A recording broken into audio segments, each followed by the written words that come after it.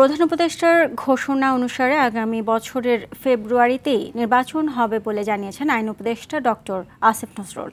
তিনি বলেন, সংস্কার কমিশনগুলো যে সুপারিশ করেছে সেগুলো আগামী 2 মাসের মধ্যে আইনে পরিণত করা হবে। সচিবালয়ে সাংবাদিকদের এসব কথা বলেন তিনি। বিলাল হোসেনের রিপোর্টে থাকছে বিস্তারিত। ফেব্রুয়ারিতে ত্রয়োদশ সংসদ নির্বাচনে প্রধান উপদেষ্টার ঘোষণার পরও বিভিন্ন রাজনৈতিক দল নানা বক্তব্য দিচ্ছে। এমন প্রেক্ষাপটে নির্বাচন নিয়ে এবার কথা বললেন আইন উপদেষ্টা ডক্টর আসিফ নজরুল।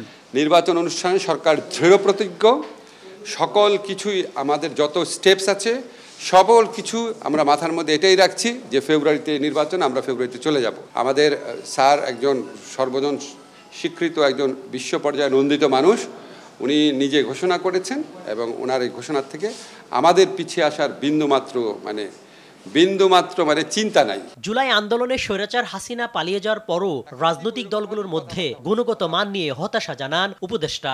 যারা ট্র্যাডিশনালি যে সমস্ত রাজনৈতিক কথাবার্তা হতো এখনো ঠিক ওই রকম ভাবেই কথাবার্তা হচ্ছে, কথাবার্তা খুব বেশি গুণগত পরিবর্তন হয় নাই।